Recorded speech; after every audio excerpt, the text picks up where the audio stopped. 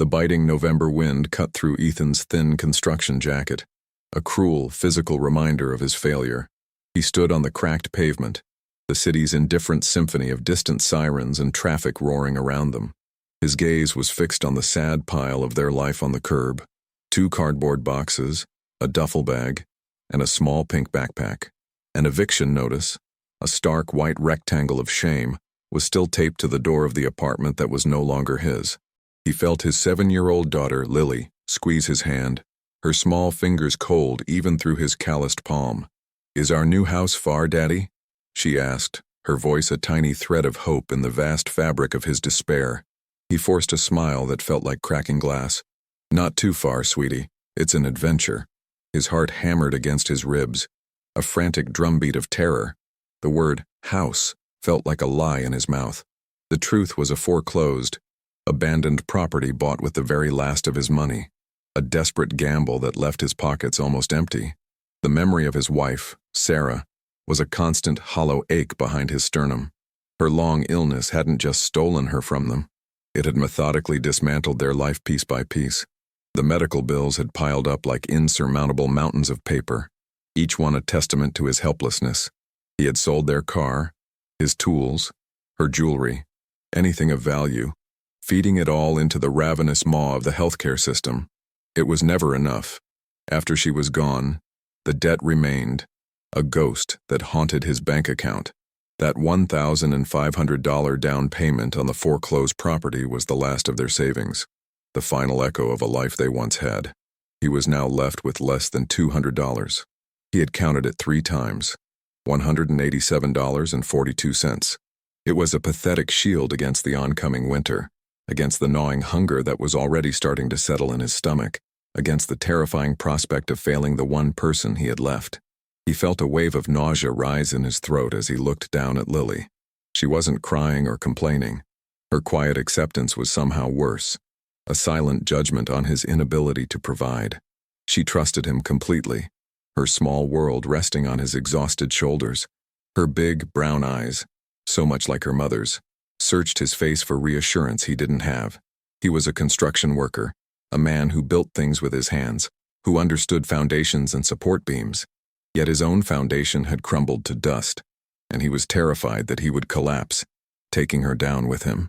The cold was getting worse, and he could see her shiver, a slight tremor that sent a spike of pure fear through him. Providing basic warmth, the most fundamental duty of a parent, suddenly felt like an impossible, Herculean task. He was failing. He could feel the failure in the chill of his bones, in the hollowness of his gut, a cold, hard knot of shame. That $1,500. The money had felt hot in his hand, a burning coal of desperation. He remembered the real estate agent's pitiless eyes and the thin-lipped smile as he'd pushed the papers across the desk. "Sold as is, Mr. Thompson. No warranties." The price had been impossibly low, a siren song for a drowning man. It was his only chance to own something, anything, to put a roof over Lily's head and escape the imminent threat of a homeless shelter. He saw it then as a flicker of light, a final, desperate hope to build some semblance of a stable life. Now, standing on the cold sidewalk, the agent's words echoed as a warning, "As is." What fresh ruin was he leading his daughter to? The property was remote, isolated, miles from the nearest town. He had only seen blurry photos online. He had been so terrified of being homeless in the city that he had gambled everything on an unknown place. A place that could be a sanctuary or a tomb. Winter wasn't just a season anymore. It was a predator, stalking him. He could feel its cold breath on the back of his neck. He herded Lily into the cab of his beat-up truck, the engine groaning to life with a rattling protest. The heater blew only cold air. He wrapped her in the single thick blanket they owned, his movements stiff with a dread so profound it felt like a physical weight. He looked at his daughter, her small form curled up on the bench seat, already drifting to sleep, trusting him to take her somewhere safe, somewhere warm. A tear, hot and sharp, finally escaped and traced a cold path through the grime on his cheek. $187, a dilapidated, unseen house, a freezing, broken-down truck, a little girl who deserved the world. The immensity of it all threatened to swallow him whole. He put the truck in gear, his knuckles white on the steering wheel, He had to make this work. There was no other choice. There was nowhere else to go.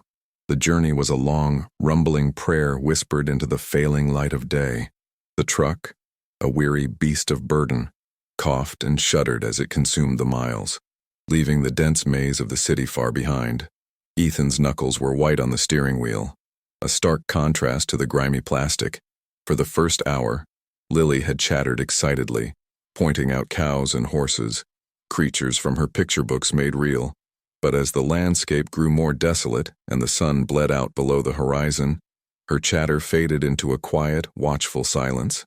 The hope that had been a tiny, flickering candle in his chest now felt like it was sputtering, threatened by the encroaching darkness and the profound, unnerving quiet of the countryside.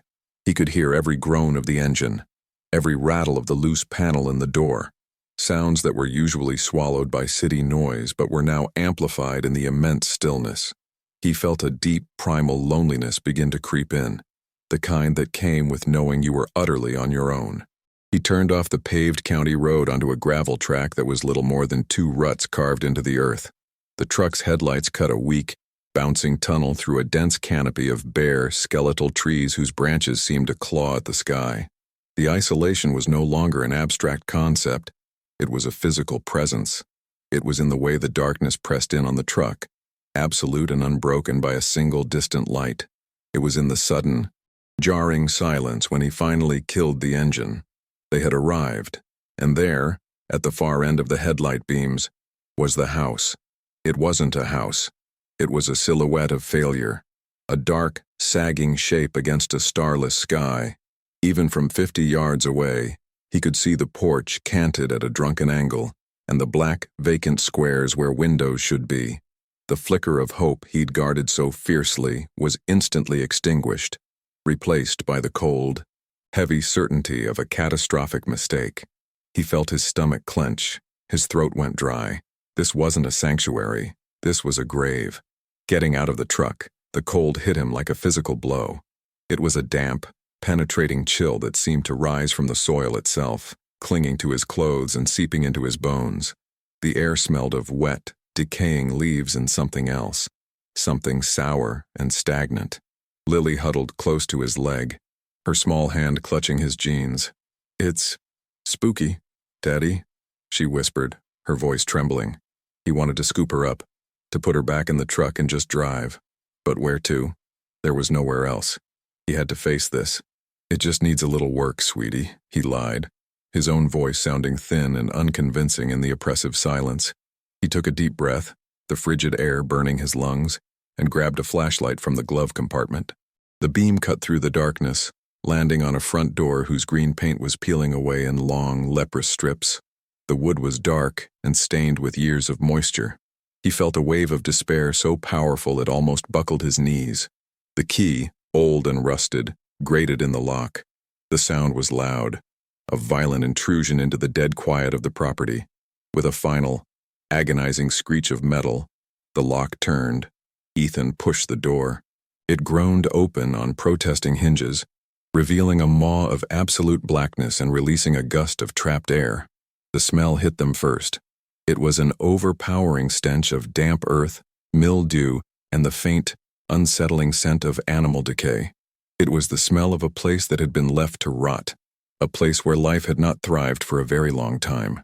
Ethan felt the nausea from the eviction notice return, stronger this time, rising in his throat like bile. He stepped across the threshold, his boots crunching on what felt like grit and fallen plaster. He swept the flashlight beam across the room, and his heart, already a leaden weight in his chest, sank even further.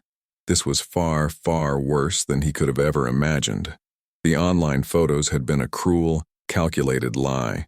The flashlight beam revealed a scene of utter dereliction, a large, dark water stain, like a monstrous amoeba, covered half the ceiling, from which a single drop of water fell with a soft, rhythmic plink onto the warped floorboards below. The sound was maddening, a tiny, constant reminder of the home's brokenness. The walls were a patchwork of peeling wallpaper and exposed, damp lath. In one corner, a pile of debris suggested a partial ceiling collapse. Cracked window panes were crudely patched with yellowed newspaper and cardboard, doing little to stop the insidious drafts that snaked through the room, carrying the biting cold of the night air. A shiver, completely unrelated to the temperature, traced a path of ice down Ethan's spine. This wasn't a fixer-upper. This was a ruin. He had traded their small, warm apartment for a cold, damp tomb, and paid for the privilege with the last of their money. The shame was suffocating. Lily, still clinging to him, let out a small, frightened whimper. He quickly knelt, turning her away from the worst of the decay. "It's okay. It's okay. We just need to get a fire going, and it'll be warm in no time," he said, his voice a strained attempt at confidence. But even as he said it, he knew he was grasping at straws. The cold in the house was a living thing. It was a profound, permanent chill that seemed to radiate from the very foundation, a damp coldness that felt like it had been settling in the walls and floors for decades. It was a cold that blankets and jackets couldn't defeat. It was the kind of cold that got into your marrow and stayed there. He ran a hand over the wall and it felt clammy and cold as a tombstone.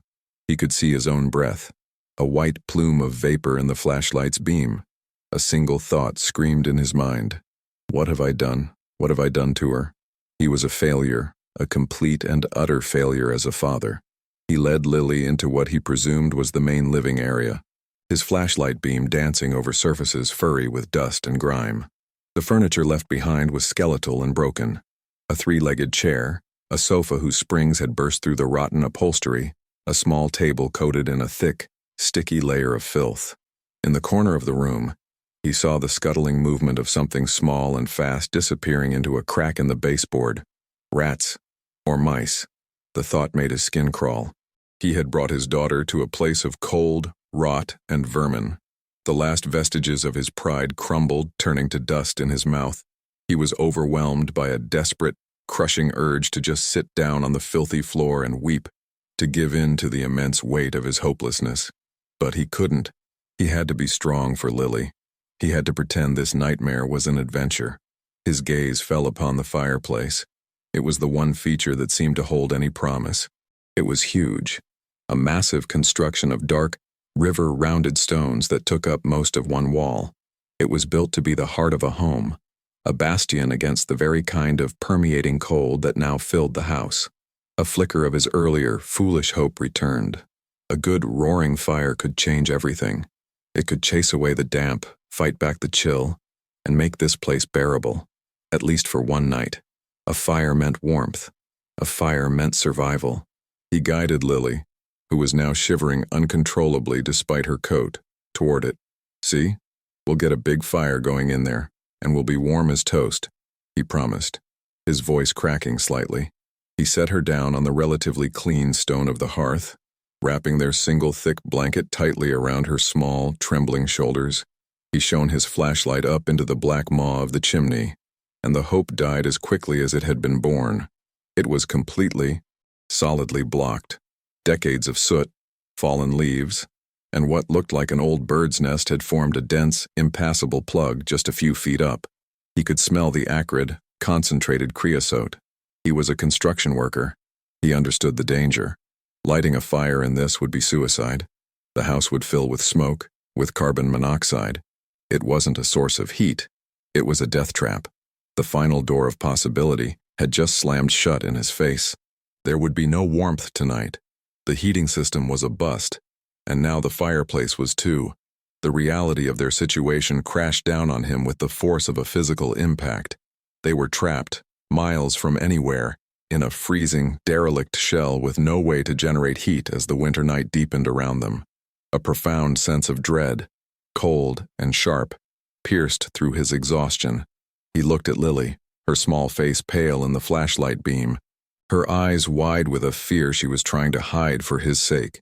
That look of terrified trust was more painful than any physical injury. He had promised her a house, a home. He had delivered her to this. The $87.42 in his wallet felt like a cruel joke. It wouldn't be enough to fix the roof, the windows, or the heating. It was barely enough for a week's worth of groceries. He was a man who built things, who fixed things, but this problem was too big, too fundamental. He couldn't fix a lack of money. He couldn't fix the crushing isolation. He couldn't fix the bone-deep cold that was already making Lily's teeth chatter. The weight of his failure was absolute, a physical pressure on his chest that made it hard to breathe.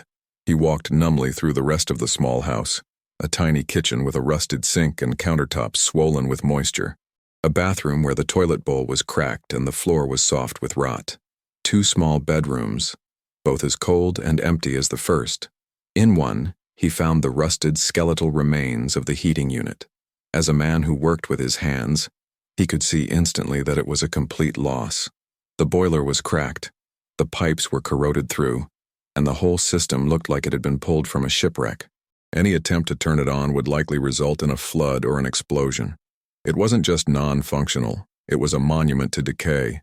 Each new discovery was another nail in the coffin of his hope. This place wasn't a home. It was a collection of dangers, a series of compounding failures. He felt trapped, cornered by his own desperate decision. Returning to the main room, he saw that Lily had curled into a tight ball on the cold hearthstone, her face buried in the blanket, trying to conserve every last bit of her small body's warmth. The sight broke him. The quiet, brave way she was enduring the nightmare he had created for her sent a shard of pure agony through his heart. All the fight went out of him, replaced by a vast, empty despair. He had gambled everything on this one, last chance, and he had lost in the most spectacular way possible. They were worse off than they had been on the sidewalk. At least on the sidewalk, they were in a city, surrounded by people, by the possibility of help. Here, their screams would be swallowed by the trees. The cold was their only neighbor. He was a fool, a desperate, stupid fool who had led his child into the heart of a cold, indifferent wilderness. He sank to his knees on the filthy floor, the grit pressing into his jeans.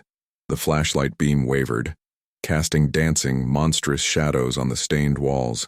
He looked at the imposing, useless stone fireplace, a symbol of the warmth and security he was so utterly unable to provide.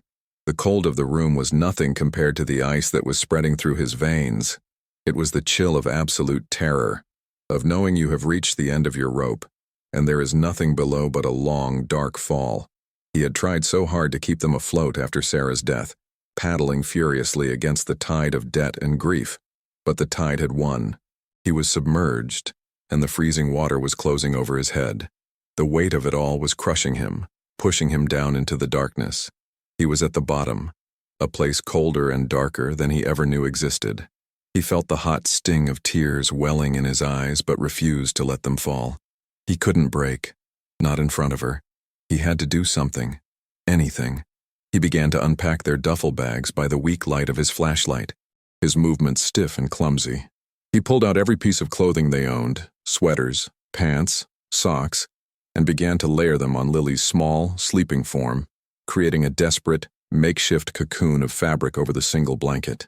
He worked in a grim, methodical silence, the only sounds the rustle of clothes and the relentless, maddening plink, plink, plink of the leak from the ceiling.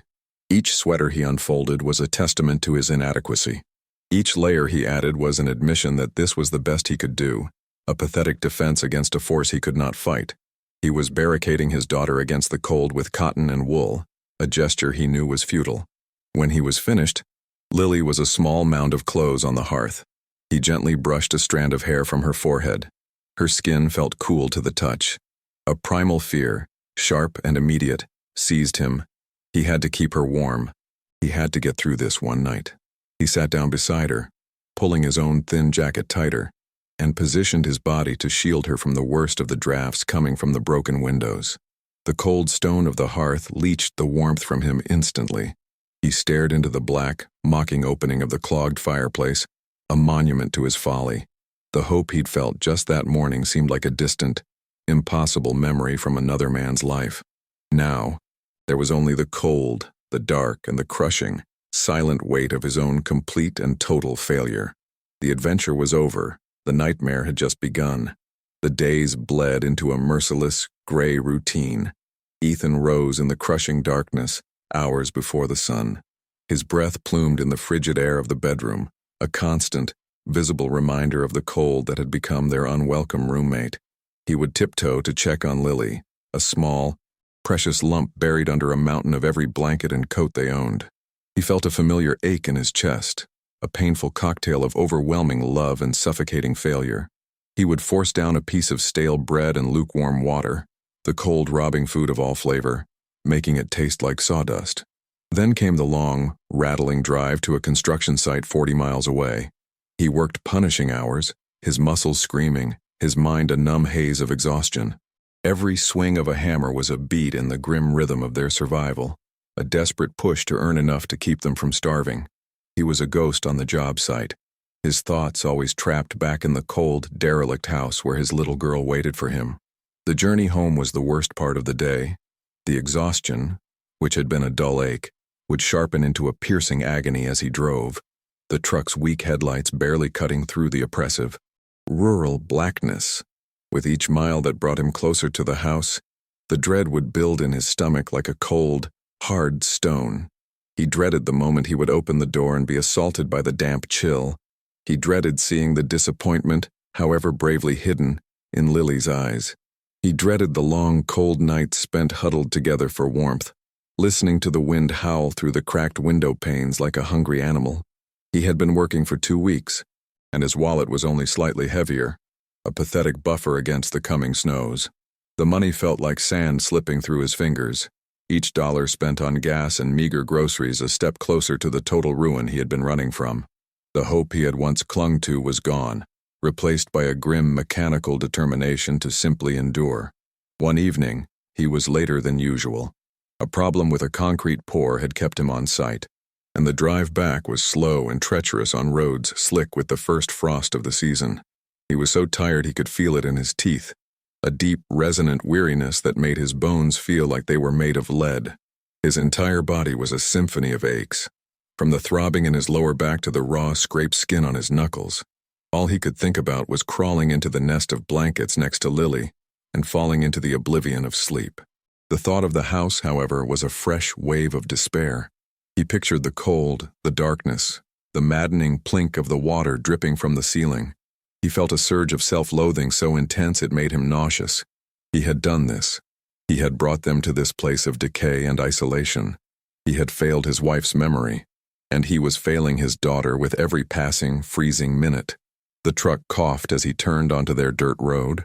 The house came into view, a dark, sagging shape against the night sky, and his heart sank as it always did.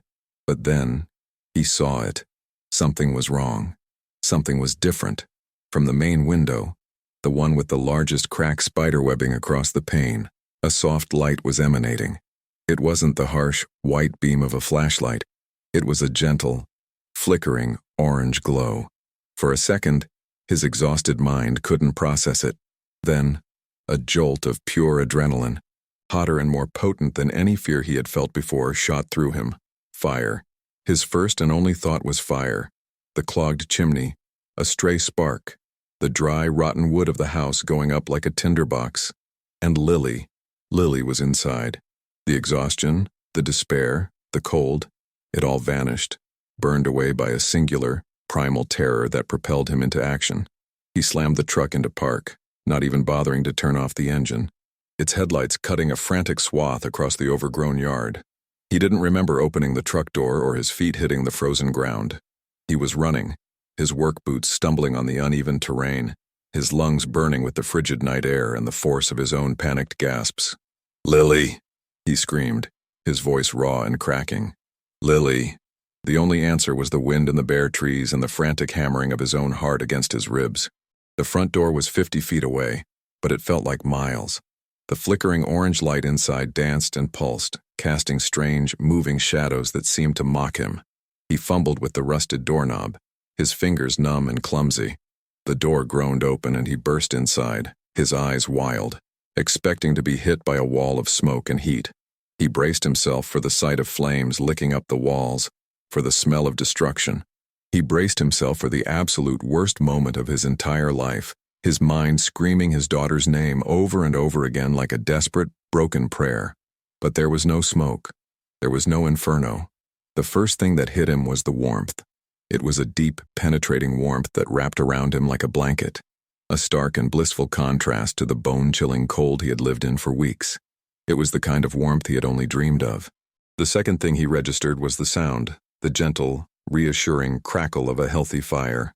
His wild eyes darted to the massive stone fireplace at the far end of the room. A strong, vibrant fire was burning in the hearth, its flames dancing merrily, casting the entire room in a soft, welcoming, amber glow. The logs were arranged perfectly, catching and burning with an efficiency he, as a man who knew his way around a campfire, could only admire. It was a perfect fire, a beautiful, impossible fire, burning in a fireplace that he knew for a fact was a clogged, unusable death trap. The scene was so utterly wrong, so fundamentally impossible, that his mind struggled to make sense of it. He stumbled forward, his panic slowly receding, replaced by a profound and dizzying confusion. And then he saw her. Lily was not huddled by the fire. She was in her small, makeshift bed in the corner, a nest of their blankets on the floor. She was fast asleep, her face peaceful and rosy in the warm, flickering light. She was wrapped snugly, not in the mountain of coats he usually buried her under, but in a single thick blanket. One of her hands was thrown over her head, her chest rising and falling in the deep, even rhythm of a child's untroubled sleep. There was no sign of an intruder, no footprints in the dust on the floor other than their own. There was no sign of anyone at all. The room was silent except for the crackling fire and the sound of his own ragged breathing. He felt a wave of vertigo, as if the floor had tilted beneath his feet. The world was no longer operating by the rules he understood.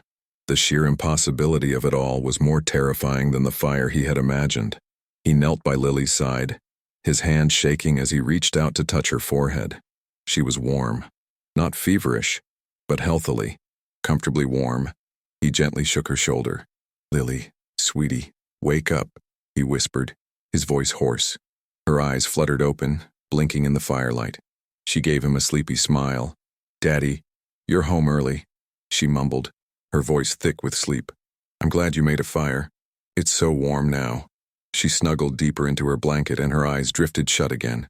Ethan froze, his blood turning to ice water in his veins. "You made a fire." The words echoed in the sudden, ringing silence of his mind. He hadn't made the fire. He couldn't have. So who did? The question hung in the warm air, heavy and menacing. He looked around the empty, fire-lit room, then back at his sleeping daughter. A new kind of fear, colder and sharper than the fear of poverty or homelessness, began to creep into his heart. He was not alone in this house. That night, Ethan didn't sleep. He sat in the single, decrepit armchair that he had dragged close to the hearth, watching the flames. He was afraid to let the fire die, as if its impossible warmth was the only thing keeping some other, darker impossibility at bay. He felt like a sentry, guarding his daughter against an enemy he couldn't see or understand. His construction worker's mind, a mind that dealt in concrete facts, in blueprints and load-bearing walls, rebelled against the situation. Fires didn't light themselves. Chimneys didn't magically unclog. He replayed Lily's words over and over. "I'm glad you made a fire." She had been so certain. Had someone been there? Someone she thought was him? The thought sent a chill down his spine that had nothing to do with the drafts from the windows. He stared into the dancing flames, and for the first time, he felt that the house itself was watching him, holding its breath, keeping its secrets close. The mystery was a palpable presence in the room, more real than the stone walls around him. The next morning, the fire had burned down to a bed of glowing, orange embers that still radiated a surprising amount of heat. The house was, for the first time, not just bearable but comfortable. The oppressive, damp chill had been vanquished. Yet the warmth brought Ethan no comfort. It only amplified his unease. The mystery of the fire had unsettled something deep within him, shifting his fear from a simple battle for survival to a confrontation with the unknown. After he made Lily a small breakfast, he told her to stay in the main room and play, a new, protective urgency in his voice. He knew he couldn't go to work. He couldn't leave her alone in this house until he had an answer. The fireplace, once a symbol of his failure, was now the epicenter of a riddle he was compelled to solve. He grabbed his flashlight and a small crowbar from his truck. He was going to take the entire thing apart, stone by stone if he had to. He needed to understand what had happened. He needed to know if they were safe. He started with the chimney, the logical source of the impossibility. He expected to find it clear, but he had to be sure. He laid down old newspapers, a futile gesture against the coming mess, and began the grimy work of clearing out the hearth. He scooped out ash and half-burned wood from the night before, his hands quickly turning black. Then he started on the old soot. It was packed in tight, a dense, oily substance mixed with years of fallen debris. It came out in great, dusty clumps, filling the air with a choking, acrid smell. He worked with a grim determination, sweat beading on his forehead despite the comfortable temperature of the room. He was driven by a nagging, insistent feeling that the answer wasn't up in the chimney flue, but somewhere closer, somewhere hidden. The house was quiet except for the scrape of his tools against the stone and the faint sound of Lily humming to herself in the corner. The domestic sounds were a bizarre counterpoint to the growing tension inside him. The deeper he dug into the fireplace, the more it felt like an archaeological excavation. He was peeling back layers of time, of neglect. Underneath the sooten leaves, he found the tiny, skeletal remains of birds and mice, a testament to how long the chimney had stood dormant and impassable. Each discovery confirmed his initial assessment. No fire could have possibly burned safely in this. The blockage was real. It was dense, and it started only a few feet up. So how had the smoke escaped? How had they not been suffocated in their sleep? The questions hammered at him, fueling his frantic work. He felt like he was on the verge of a discovery, that the house was slowly, reluctantly, offering up its secrets. The physical labor was a relief, a way to channel his nervous energy, his fear and his confusion into a tangible task. He was no longer just a victim of his circumstances. He was an investigator, actively searching for the truth, however strange it might be. His fingers, raw and covered in black grime, were probing the back wall of the firebox, checking the integrity of the mortar between the large river stones. He was pushing and tapping, feeling for any weakness, any clue. Most of the stones were solid, cemented firmly in place for what must have been nearly a century. But then, his hand brushed against one. It was a flat, squarish stone set into the hearth itself, right at the base of the back wall. It felt different. While the others were rough and porous, this one was smoother, and the mortar line around it seemed thinner, cleaner. He pushed on it. Nothing. He tapped it with the handle of his crowbar. The sound was different, not a dull thud, but a hollow, resonant echo that sent a jolt up his arm. His heart started to beat faster. He ran his fingers along the edge of the stone, feeling for a gap. His fingernail caught on a tiny, almost imperceptible lip on the underside. It wasn't cemented in. It was designed to be removed. He felt a surge of adrenaline, the same kind he'd felt when he saw the light from the window, but this time it was mixed with excitement instead of terror. This was it. This was the answer, or at least, the beginning of it. He took the thin edge of the crowbar and carefully worked it into the hairline crack beneath the stone. He didn't want to break it. He wanted to understand it. He applied gentle, steady pressure. At first, nothing happened. The stone was seated tightly, locked in place by decades of grime and pressure. He wiggled the crowbar, working it deeper into the seam. He could hear the grit grinding, the sound of a long-held secret being disturbed. He put more of his weight into it, his muscles straining. Then, with a low scraping sound and a soft thump, the stone broke free from its setting. It didn't fall out, but pivoted inward slightly, revealing a sliver of perfect, unnatural blackness behind it. He set the crowbar aside, his hands trembling slightly. He gripped the edges of the now loose stone and pulled. It was heavy, thicker than he expected, but it slid out of its cavity with a final, dusty sigh. He placed it carefully on the floor beside him and peered into the hole. A hidden compartment. It was small, no bigger than a shoebox, and expertly carved out of the massive stone foundation of the chimney. A rush of cool, dry air, smelling faintly of old paper and rust, washed over his face. The air inside the cavity was completely different from the damp, mildewed air of the house. This space had been sealed, protected. He shone his flashlight into the dark opening, the beam cutting through the dust motes dancing in the air. His breath caught in his throat. It wasn't empty. Nestled in the back of the small stone chamber was a dark, rectangular object. It was a small, metal box, its surface covered in a thick layer of rust that flaked away at the edges. His heart was pounding a heavy, frantic rhythm against his ribs. He reached a hesitant hand into the cavity, his grimy fingers brushing against the cold, rough texture of the box. It was heavier than it looked, solid and dense. He carefully worked it forward until he could get a good grip, and then he lifted it out, cradling it in his arms like a fragile, dangerous artifact. He set it on the hearth, the metal making a dull, heavy sound against the stone. It was an old lockbox, the kind he had seen in antique shops. It was made of heavy-gauge steel, now a mottled brown and orange with corrosion. A small, ornate but simple lock was on the front, its keyhole dark and forbidding. There was no key. Of course, there was no key. The mystery was unfolding in layers, each new discovery presenting an immediate new obstacle, a new question that demanded an answer. Who would hide a box in a fireplace? And what was inside that was so important it needed to be locked away and hidden from the world? He looked at the box, then over at Lily, who was now absorbed in drawing on a piece of cardboard with a stub of a pencil he had found in the truck. She was oblivious to the drama unfolding just a few feet away. He felt a fierce, protective surge. Whatever was in this box, it was part of the story of this house. The house he had brought his daughter to. He had a right to know. He had to know. He picked up the crowbar again. He wedged the tip into the seam between the lid and the body of the box, right next to the lock. He put his weight on it, and the old metal groaned in protest, a high, screeching sound that made him wince. He repositioned the crowbar and pushed again, harder this time. The metal shrieked, bending, resisting. He grunted with the effort, his muscles bunching. With a final, violent snap that echoed through the quiet room, the rusted latch broke. The lid sprang open a few inches, releasing a stronger smell of dust and time. With trembling hands, he lifted the lid. His mind, conditioned by stories, was half expecting a gleam of gold, a pile of old coins, some kind of tangible treasure that would solve all his financial problems in a single, magical instant.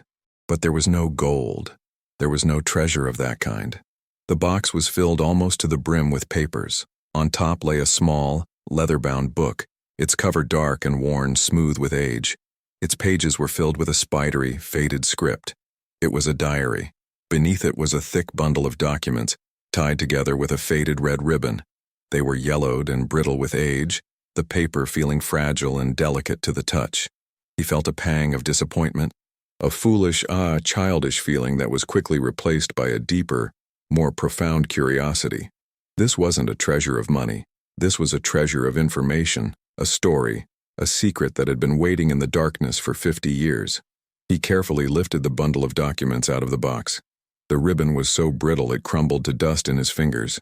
He unrolled the top document, his eyes scanning the formal, archaic language and the elegant, looping script. It was a deed, a legal title to a piece of land. He unrolled another and another. They were all deeds, titles, and survey maps. His eyes widened as he read the description of the property. It wasn't for the small, worthless plot his house stood on. These deeds were for a vast, contiguous parcel of land. His brow furrowed as he did the math from the surveyor's notes. It was 500 acres. 500 acres of what the documents described as prime granite-rich highland. A name jumped out at him from the legal descriptions, a name repeated on the maps as an adjacent property holder, a name that was now plastered on trucks and signs all over the county. Thorn, the company that owned the massive, profitable quarry just over the ridge. Thorn Quarry, Inc. A cold dread began to pool in his stomach, far colder than the chill his mysterious fire had chased away. The implications began to dawn on him, fuzzy at first, then sharpening into a terrifying clarity. This land, this vast, valuable tract of land that was now the source of the Thorn family's wealth, was described in these documents as belonging to someone else. He looked at the name on the original deed, the name of the man who had bought these 500 acres in the 1950s. It wasn't Thorn. It was a simple, foreign-sounding name he didn't recognize. The name of the man who, presumably, had built this house, the man who had hidden this box. Ethan's gaze fell back into the rusty container. He had the deeds. He had the proof of ownership. He now understood that he had stumbled into something far more significant than a heartwarming mystery. This was not a story about a guardian angel. This was the beginning of a story about a crime. He set the deeds aside, his hands feeling clammy. The entire narrative of his situation had just been rewritten. He was no longer just a poor construction worker trying to survive. He was now the keeper of a dangerous secret. He was sitting on evidence. The isolation of the house, which had been a source of despair, now felt like a source of peril. The name Thorn, which had just been a local brand, now sounded like a threat. He picked up the leather-bound diary from the box. It felt heavy in his hands, heavy with the weight of a story that had been silenced for half a century. The worn leather was smooth under his thumb. This, he knew, held the other half of the puzzle. The deeds were the what. This diary, he suspected, was the how and the why.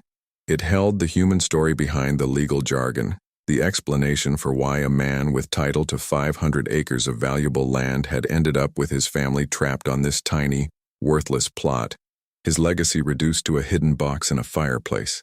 He opened the cover. Ethan's hands trembled as he opened the leather-bound diary. The first page, dated April 1952, was written in a neat, hopeful hand. He felt his throat tighten as he read the words of the house's original owner, a man named Joseph. I have purchased the good land, 500 acres. The scent of the pines after rain is the smell of freedom. Here, my son will grow strong.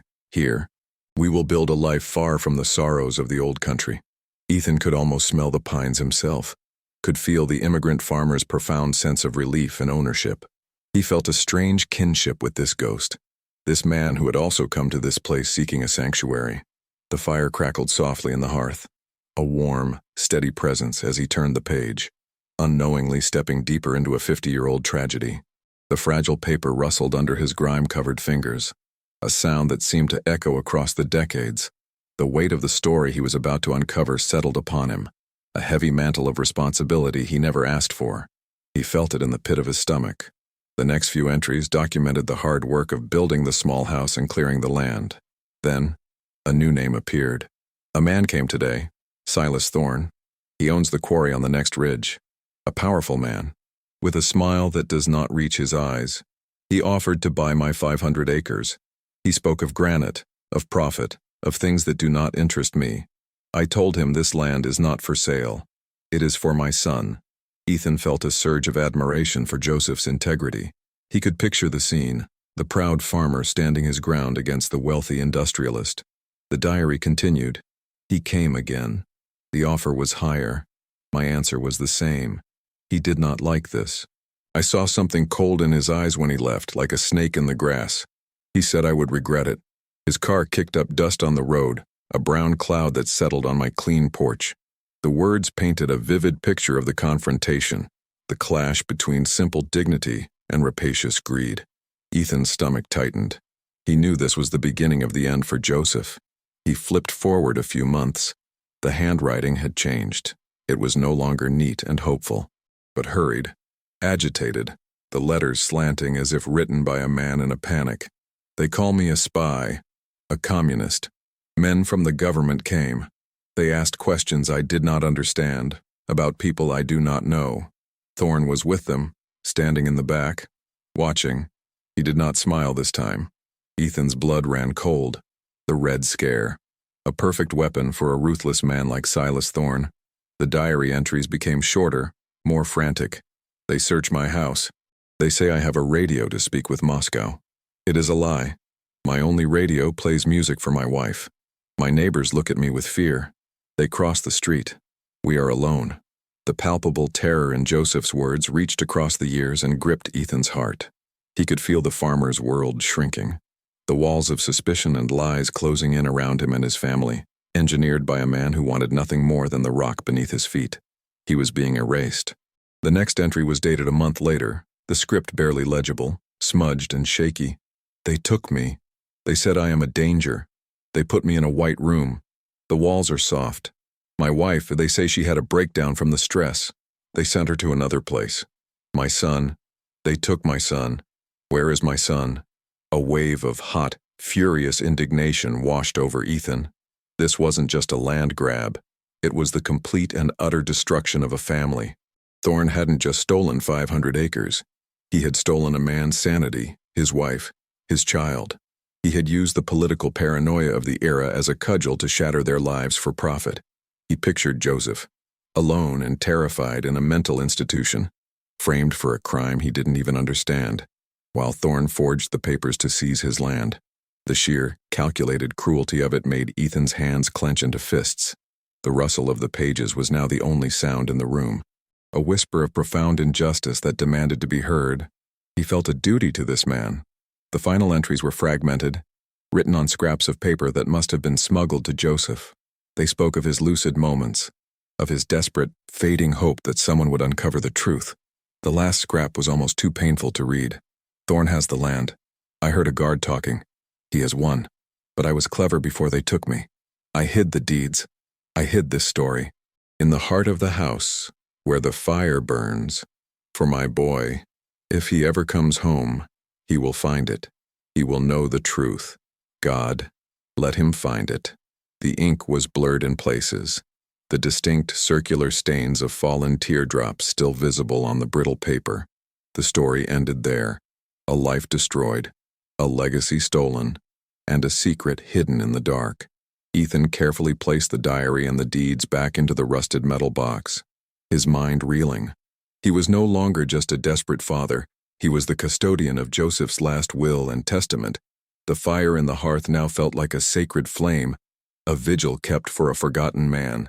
Just as he slid the loose stone back into place, a sound from outside shattered the heavy silence. It was a low, deep hum, completely alien to the natural quiet of the woods. It was the sound of a powerful, expensive engine.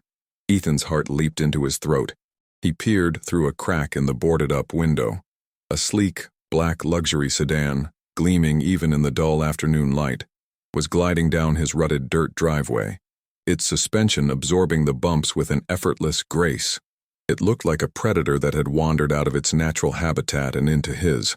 A cold knot of fear formed in his gut. Nobody came out here. Nobody even knew he was here.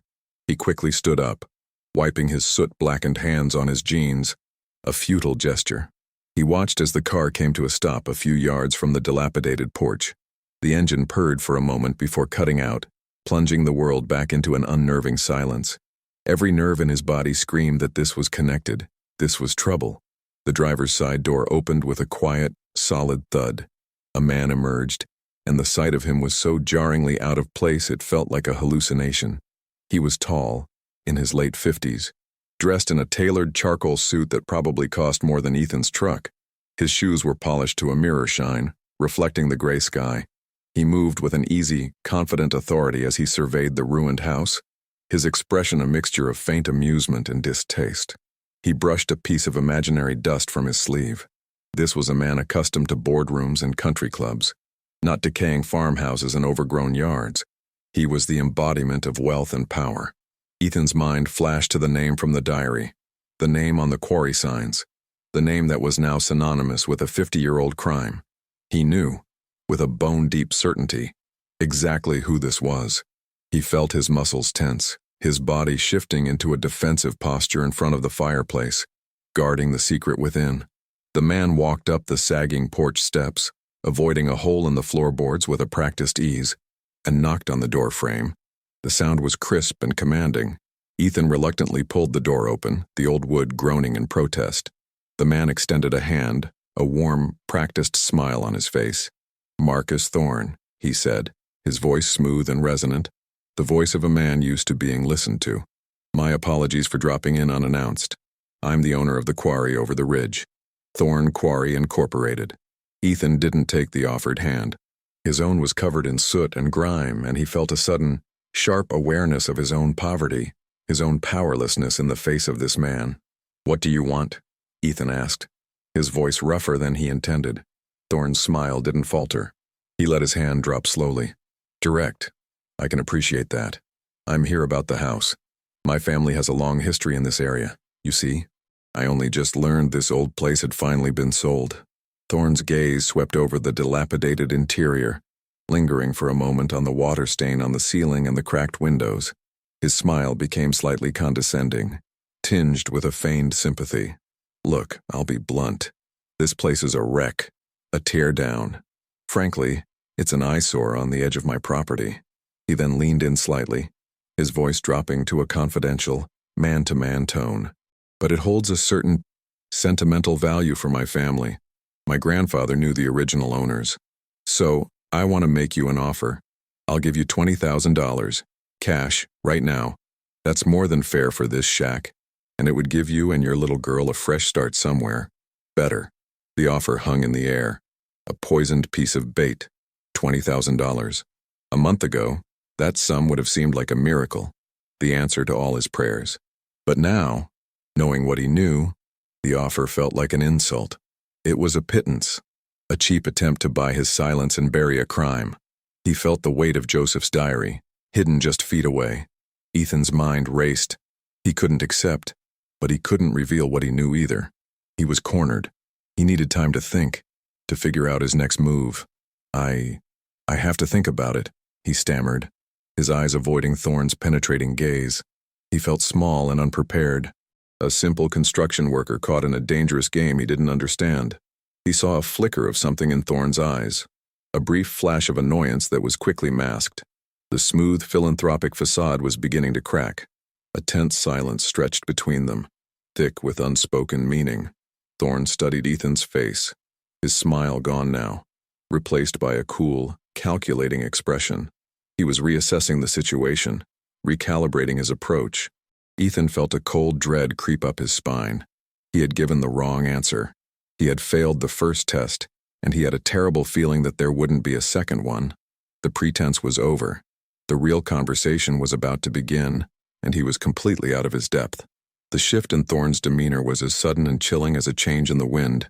The warmth vanished from his eyes, leaving them as cold and hard as the granite his company mined. The friendly neighbor persona evaporated, replaced by the ruthless businessman Ethan had read about in the diary. Think about it, Thorne repeated, his voice losing its smooth, friendly tone, taking on a sharp, metallic edge. There's nothing to think about. It's a generous offer, a lifeline. He took a step closer, invading Ethan's personal space, forcing him to step back into the house. The scent of Thorne's expensive cologne was overpowering, an invasive smell of wealth and power in the musty or decaying room. I know the foreclosure price you paid. I make it my business to know things about my property. And this, he said, gesturing around the room with a dismissive wave of his hand, is my property. It just happens to have your name on a piece of paper for now. The implication was clear. Ownership was a temporary state of affairs. Thorne walked past Ethan, his expensive shoes crunching softly on the fallen plaster. He ran a finger along a dusty surface, then inspected it with disgust before wiping it on his trousers. It gets cold out here in the winter, he said, his back still to Ethan. His voice was casual, conversational, but the words were laced with menace. Very isolated. No close neighbors. If something were to happen, well, it could take a long time for anyone to notice. He turned around slowly, his eyes locking onto Ethan's. The threat was no longer veiled. It was taking shape, becoming more concrete. He was painting a picture of Ethan's vulnerability, reminding him of the isolation that was already his constant companion. He was reminding Ethan that he and Lily were utterly alone, miles from any help, a fact that Thorne was not just aware of, but seemed to be counting on. Ethan felt his heart hammering in his chest, a frantic bird trapped in a cage of ribs. He wanted to grab Lily, who was still playing quietly, and run. The man's gaze drifted pointedly to the massive stone fireplace, where the embers of the mysterious fire still glowed softly. A flicker of something that looked like surprise, or perhaps annoyance, crossed his face for a split second before being replaced by his cold mask. Old houses like this, he continued, his voice dropping to a low, chilling murmur. They're not safe. Faulty wiring. Rotted wood. Dry as a tinderbox. He paused, letting the words hang in the air, heavy and poisonous. Unfortunate accidents happen all the time. House fires, for example, especially in the winter when people get desperate for warmth. He looked directly at Ethan, a cruel, knowing smirk playing on his lips. He was no longer talking about a hypothetical situation. He was making a promise. The fire that had been a source of mystery and comfort was now being twisted into a weapon, a symbol of the destruction that Thorne could unleash at any moment. The warmth in the room suddenly felt suffocating. Then, Thorne delivered the final, devastating blow. His eyes flicked over to the corner where Lily was humming to herself, completely oblivious to the danger that had just walked through their door. His voice became a soft, almost paternal whisper that was more terrifying than any shout. "A single father has to be so careful," he said. "A man with a child, a little girl, has so much to lose." The threat was no longer about property or money, it was about Lily.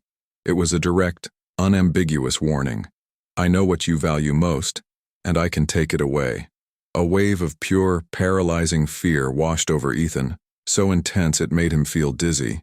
It was a cold, primal terror that eclipsed all the fear of poverty and failure he had ever felt. This man was not just a corporate criminal, he was a monster, willing to threaten a child to protect his stolen fortune. The legacy of Silas Thorne was alive and well, standing right in front of him, wearing a more expensive suit. The cycle of violence was threatening to repeat itself. Thorne seemed satisfied with the terror he saw in Ethan's eyes. He straightened his suit jacket, the picture of calm authority once more. "I'll be in touch," he said, his voice back to its smooth, businesslike tone. He turned and walked out, his footsteps confident on the creaking porch. A moment later, the powerful engine roared to life, a sound of absolute dominance that echoed through the quiet woods. The black sedan turned around and disappeared down the dirt track, leaving behind only a cloud of dust and a silence that was now thick with menace. Ethan stood frozen, his breath hitched in his throat. The man was gone, but the threat remained, hanging in the air like toxic smoke. He looked from the fireplace, which held the proof of a historic crime, to his daughter, who was the target of a present-day threat. He was trapped between justice for the dead and safety for the living. What would you do in his place? Would you risk your child's life to expose a monster, or would you burn the evidence and run? For a long time after the black sedan disappeared, Ethan remained frozen in the doorway, a statue carved from fear. The silence that rushed back in was not the peaceful, lonely quiet of before. It was a charged, predatory silence, heavy with the ghost of Marcus Thorne's threats. The faint, pleasant smell of wood smoke from the dying embers was now contaminated by the memory of Thorne's cloying cologne, an olfactory stain that lingered in the air. He could still hear the man's smooth, chilling words echoing in the dilapidated room. "Unfortunate accidents happen. A single father has to be so careful." Each phrase was a precision strike, aimed directly at the heart of his love for Lily. He felt a tremor start in his hands, a physical manifestation of the terror that was now coursing through his veins. The warmth from the fireplace felt like a cruel irony, a fleeting comfort in a house that had just been marked for destruction. He was no longer just fighting poverty. He was in a war against a man who had no rules, no morals, and all the power. He slowly closed the groaning door, the sound unnaturally loud in the tense quiet. His body felt heavy, his limbs filled with lead.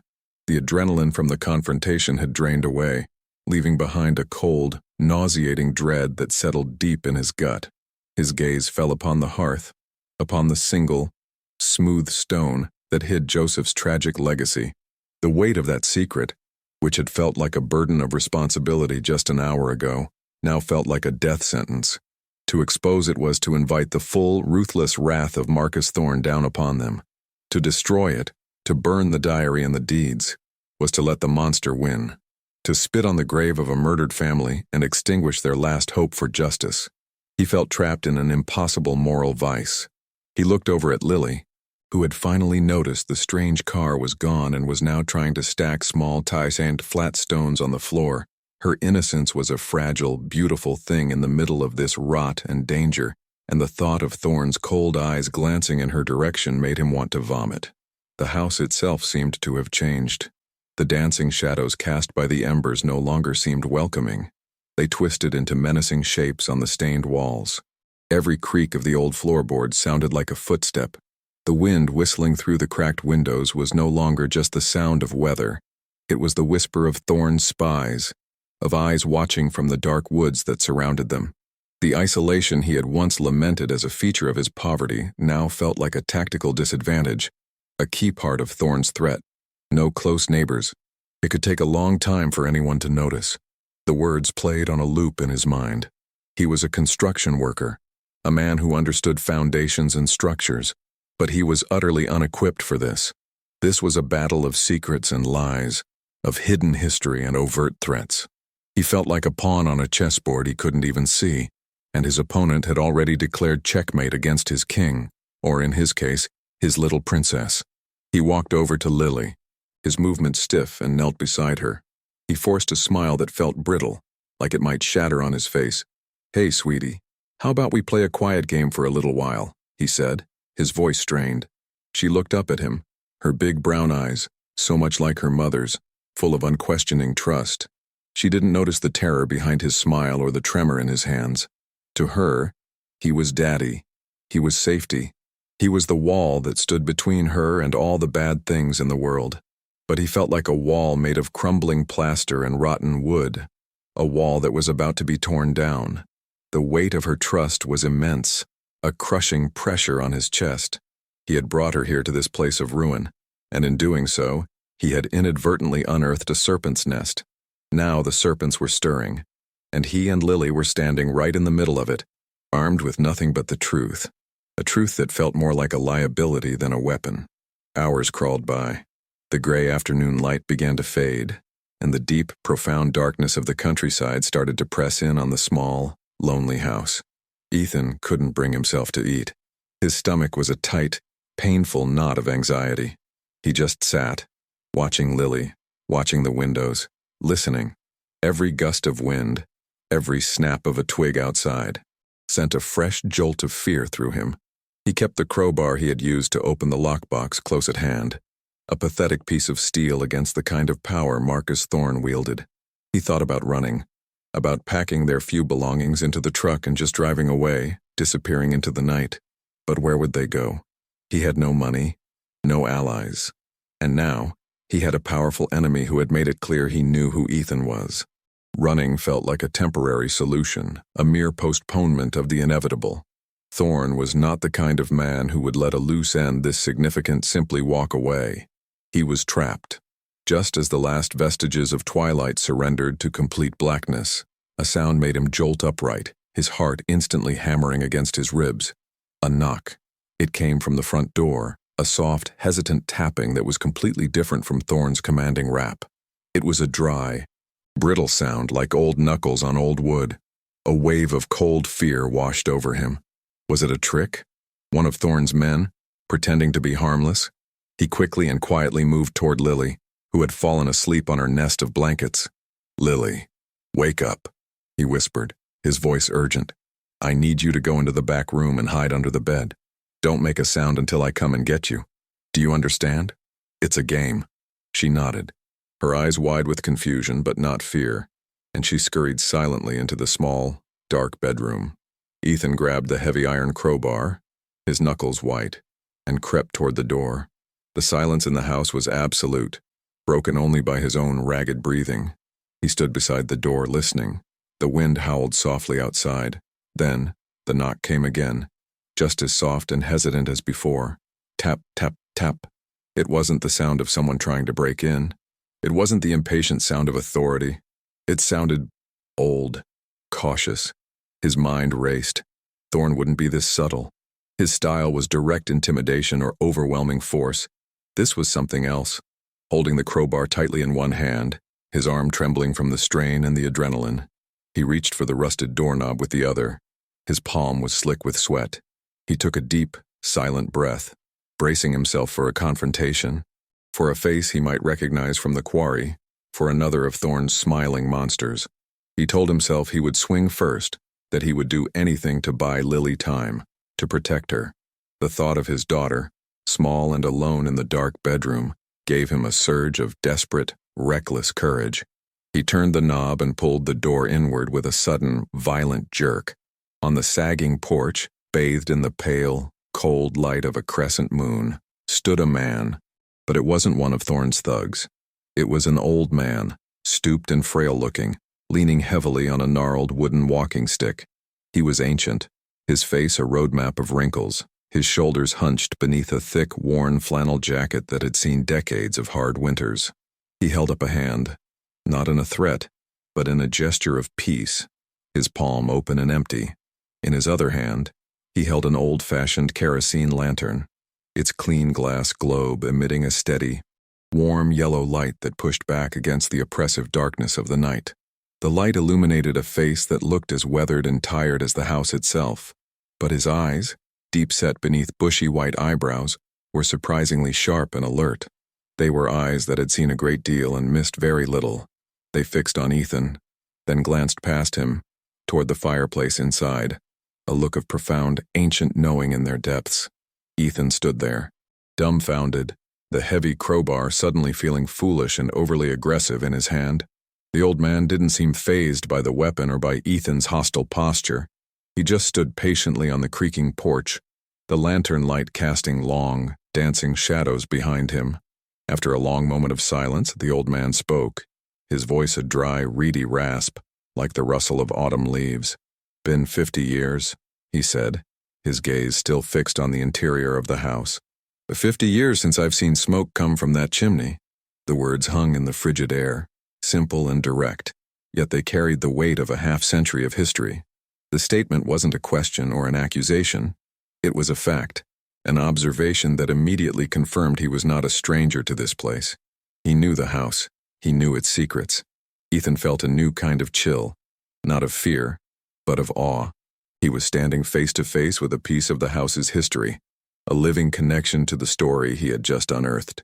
The old man's sharp eyes finally moved from the fireplace to Ethan's face, studying him intently.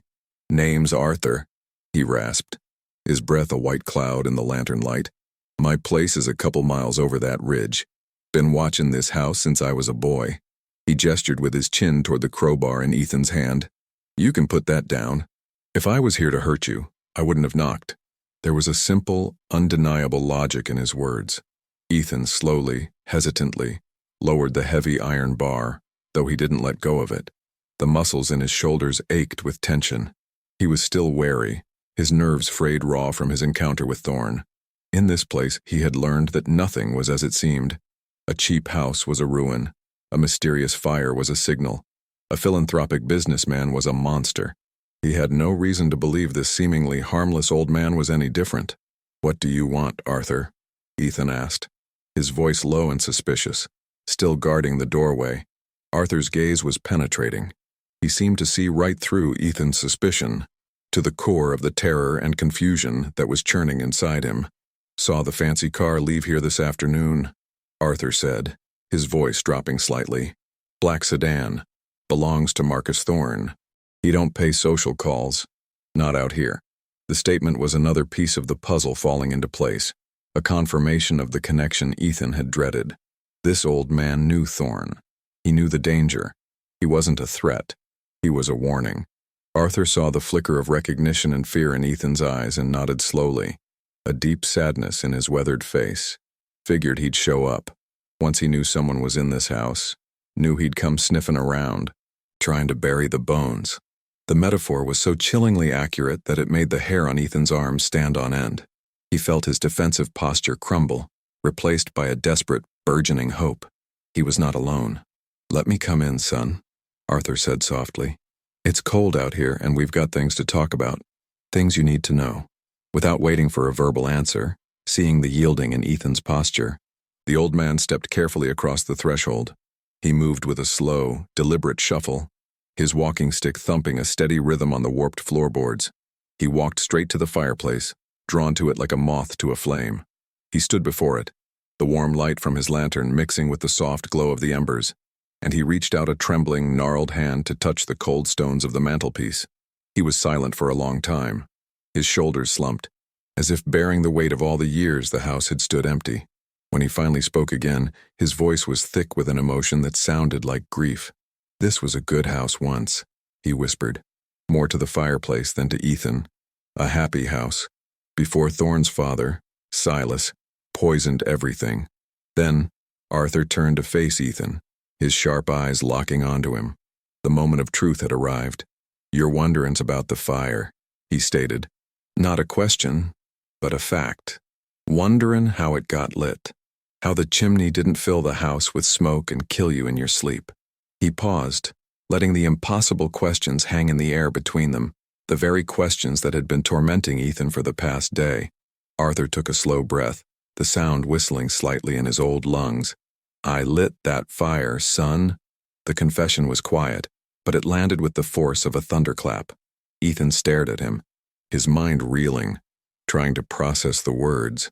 Arthur had lit the fire, but how and why? It made no sense. Arthur saw the disbelief and confusion warring on Ethan's face and gave a sad, thin-lipped smile. And I cleaned out the first 10 feet of that flue a few days before you got here. Just enough so a small, careful fire wouldn't kill you. Been doing it every autumn for the last 30 years. Just in case. In case of what?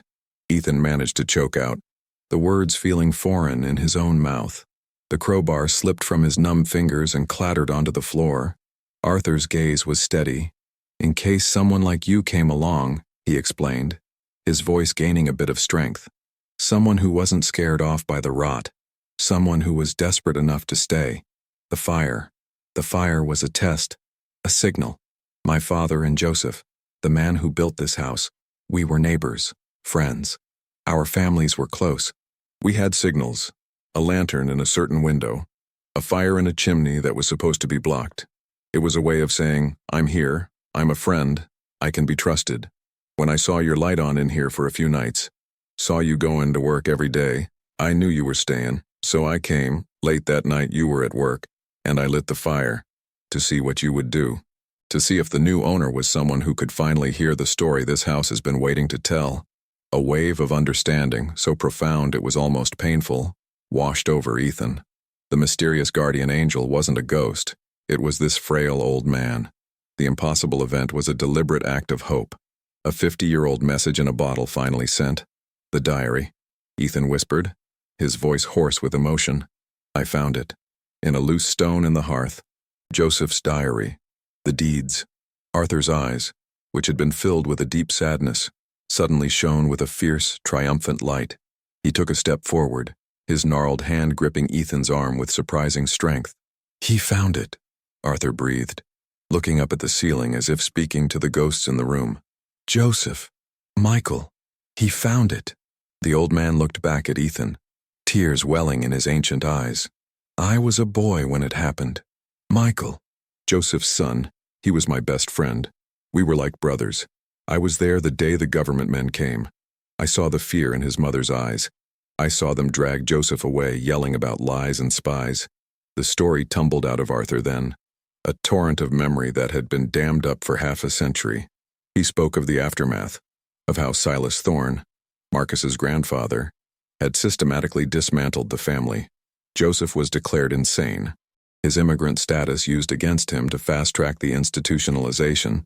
His wife, heartbroken and terrified, was sent to another facility where she died of a broken heart a year later, and Michael, Arthur's best friend, was thrown into the state orphanage system. I saw him once more, Arthur said, his voice cracking, the memory still raw and painful after all these years. About a year after, they brought him by to get some of his things. He wasn't the same boy. The light was gone from his eyes. He just looked empty. He told me his father had made him promise that if anything ever happened, he should watch for a fire in the hearth. He didn't know what it meant. They took him away an hour later. I never saw him again. The final horrifying details of the Thorne family's crime settled in the room, a chilling testament to their multi-generational ruthlessness. It wasn't just a story in a diary anymore. It was a living memory, kept alive in the heart of this lonely old man. Arthur's testimony was the final piece, the human corroboration that made the documents in the lockbox undeniable. He confirmed every detail from the diary, adding the painful, personal perspective of a child who had watched his best friend's world be destroyed. Silas Thorne was a monster, Arthur rasped, his voice filled with a lifetime of quiet rage. And his grandson Marcus is cut from the same cloth. He's smoother, more polished, puts his name on library wings and hospital charities. But underneath that $1,000 suit, he's the same snake his grandfather was. He knows his entire fortune, his whole life, is built on a crime, and he will do anything, absolutely anything, to keep that secret buried.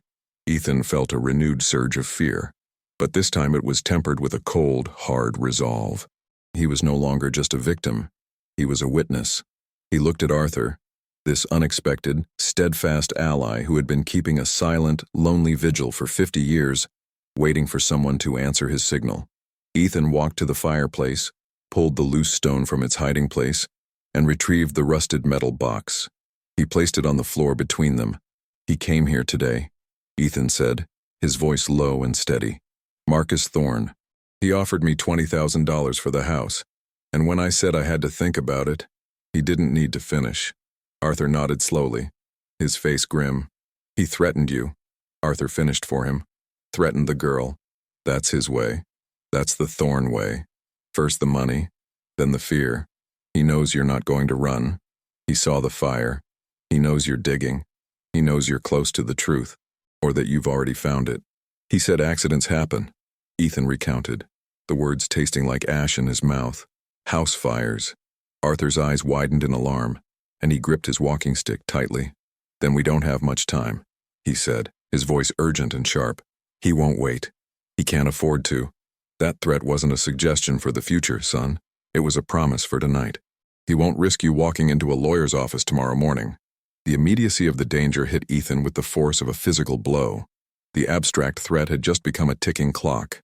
The house, which had moments ago felt like a repository of history, now felt like a death trap, a coffin waiting to be nailed shut and set ablaze. He looked around the room, at the dry, rotten wood, the peeling paper, and saw it all through Thorne's eyes. Not a home, but a pile of kindling. "What do we do?" Ethan asked, his voice barely a whisper, turning to the old man who had become his only hope. "You're not going to fight them," Arthur said, his tone firm and commanding, all frailty gone from his voice. "There's no honor in fighting snakes. You run. You survive. You get that box to people who can use it." He pointed a bony finger toward the back of the house. "That rear bedroom window looks out over the woods. The latch is busted. I checked it. It'll open. From there, it's a straight shot through the trees to my place. It's about 2 miles, mostly uphill. It'll be hard, but you can do it." He was no longer just a storyteller. He was a field general, laying out an escape route he had clearly contemplated for years. "I'll go home now. I'll turn on every light on the back of my house.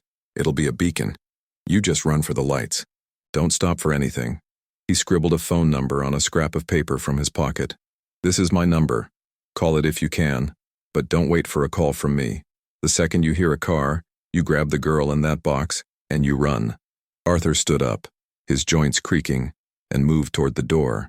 He paused on the threshold and looked back at Ethan, his expression a mixture of grim determination and a flicker of the same hope he must have felt as a boy. "Joseph was a good man," he said quietly. "He deserved better. His boy Michael deserved better. Don't let Thorne win again. Get the truth out. For them." With that, he was gone, disappearing into the darkness as quickly as he had appeared. The only evidence he had been there was the phone number in Ethan's hand and the lingering scent of kerosene from his lantern. Ethan stood in the silence, the old man's words ringing in his ears. The plan was terrifying. A 2-mile run through the freezing woods, in the dark, carrying his daughter. But it was a plan. It was a path forward. It was better than waiting for the fire. He went to the back bedroom and checked the window. Arthur was right. The latch was rusted through. It would open. He gathered a few precious things. The lockbox containing the diary and deeds, a spare jacket for Lily, and the small, worn teddy bear she couldn't sleep without. He placed them all in a duffel bag near the back window. He gently woke Lily. "Sweetie, we're going to play another game," he said, keeping his voice as calm as he could. "A camping game. We're going to go for a walk in the woods to a friend's house. We have to be very, very quiet." She looked at him, her eyes sleepy but trusting. She nodded, hugging her bear tightly. He dressed her in her warmest clothes, his fingers fumbling with the buttons and zippers. His heart was a frantic drum against his ribs. He was listening, every nerve ending straining to catch the one sound Arthur had warned him about, the sound of a car. The silence stretched on, thick and suffocating, each passing second a small victory and a prelude to greater terror. He waited. 10 minutes felt like an hour. 20 felt like a lifetime. He stood by the front window, peering through a crack into the inky blackness. He could see nothing but the skeletal silhouettes of the trees against a starless sky. Was Arthur wrong? Had Thorne decided to wait? A flicker of hope ignited, foolish and desperate. Maybe they had more time. Maybe he could get Lily out in the truck before they came. But the thought of the truck's rattling engine announcing their escape was enough to kill that idea. The woods were the only way. Suddenly, his phone, a cheap burner he'd bought with his meager funds, buzzed in his pocket. He nearly jumped out of his skin. He fumbled for it, his hand shaking. It was an unknown number. He answered, his throat tight. "Hello?" A frantic, raspy voice came through the line. It was Arthur. "They're coming, son. A pickup truck. No lights on. Just turned onto your road. They're coming fast. Go now. Run." Ethan didn't need to be told twice. As he hung up, he heard it himself. A low rumble. The sound of heavy tires on the frozen dirt road, growing louder and louder. It wasn't the refined purr of Thorne's sedan. It was a guttural, aggressive roar. A work truck. The kind of vehicle you use when you're not trying to be subtle. When the work you're doing is dirty and final. A blinding white light suddenly cut through the darkness as the truck's high beams flared to life, pinning the house in a merciless glare. Doors slammed shut. 2 of them. The sound was like a death sentence being handed down. He heard the crunch of heavy boots on the frozen ground and the low murmur of men's voices. Then, another sound, a liquid sloshing, and a new smell, sharp and chemical, cut through the night air. Gasoline. They weren't just going to light a fire. They were going to create an inferno. Panic, cold and sharp, threatened to paralyze him, but the image of Lily's trusting face snapped him into action. "Now, Lily!" "Go," he commanded, his voice a harsh whisper. He grabbed the duffel bag with the lockbox and slung it over his shoulder. He scooped his daughter up into his other arm. She was heavier than he remembered, a dead weight of sleepy limbs and blankets. He ran to the back bedroom, his heart feeling like it was going to explode out of his chest. He could hear the men outside now, their footsteps crunching on the fallen leaves that littered the yard. He heard one of them chuckle, a low, ugly sound that made his blood run cold. They were enjoying this. He reached the back window and fumbled with the broken latch. It was stuck. For one heart-stopping second, he thought they were trapped. He put all his strength into it, his shoulder slamming against the frame. With a crack of splintering wood, the window swung open, letting in a blast of freezing night air. He bundled Lily through the opening first, lowering her as far as he could before letting her drop the last few feet onto the soft, leaf-covered ground. "Run towards the trees and wait for me," he hissed. He scrambled to follow, the duffel bag catching on the windowsill. He tugged it free with a violent jerk and tumbled out after her, landing hard on his hands and knees. The cold and the smell of pine and damp earth filled his senses. He grabbed Lily's hand, pulled her to her feet, and they plunged into the absolute darkness of the woods. He didn't dare look back. He just ran, his lungs burning, branches whipping at his face, his daughter's small hand gripped tightly in his. He could hear her small, frightened sobs, but he couldn't stop. He couldn't comfort her. He could only run, deeper and deeper into the cold, dark woods, away from the men and the gasoline and the house. Just as they reached the thicker part of the tree line, a sound from behind them made them both flinch. It was a loud, percussive crash, the unmistakable sound of a window shattering. It was followed by a roar, a deep whoosh that was not the wind. The night sky behind them suddenly lit up, an angry, pulsating orange glow that cast their fleeing shadows long and distorted in front of them. The heat washed over them even from this distance, a blast of scorching air that carried the smell of burning wood and accelerant. They didn't need to see it to know. The fire had been set. Their home, the ruined, cold, miserable place that had also been their only sanctuary, was being erased from the earth.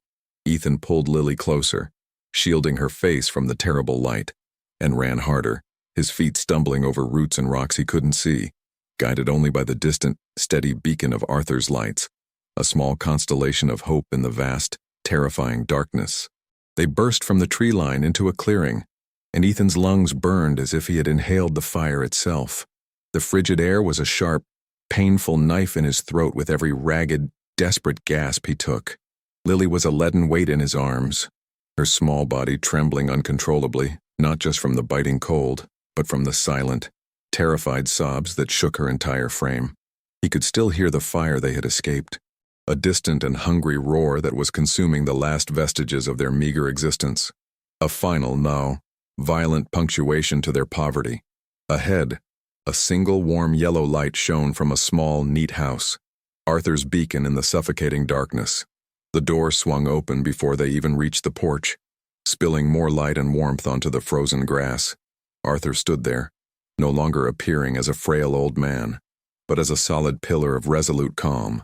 He took Lily from Ethan's collapsing arms, wrapping her in a thick wool blanket that smelled faintly of cedar and pipe tobacco.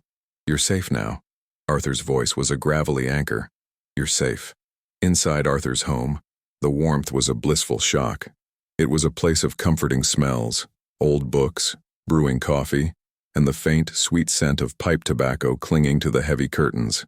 Arthur settled a sleeping Lily onto a plush sofa, then handed Ethan a steaming mug of coffee. His gnarled fingers surprisingly steady. Ethan's hands trembled so violently that the hot liquid sloshed over the rim, but the warmth seeping into his frozen skin was the first real sensation of safety he had felt in months. He watched as Arthur sat by an old rotary telephone, his face grimly determined in the lamplight. Ethan couldn't hear the other side of the conversation, only Arthur's firm, unwavering voice cutting through the quiet room. "The proof is here. The original deeds, and a diary. Yes, a full confession from the grave. A name was mentioned, the Historical Justice Foundation." Ethan felt a profound shift inside him. The terror of the hunted animal was slowly being replaced by the cold, hard resolve of a witness ready to testify against the predator.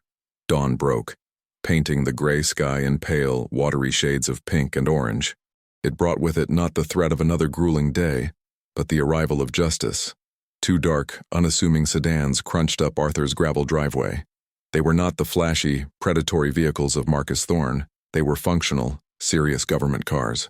Men and women in dark suits, their faces professional and unreadable, emerged and approached the house. One of them, a sharp-eyed woman with a calm demeanor, introduced herself as the lead attorney from the foundation. Ethan felt a new kind of awe, a feeling that a force far greater than Thorne's greed was now in motion.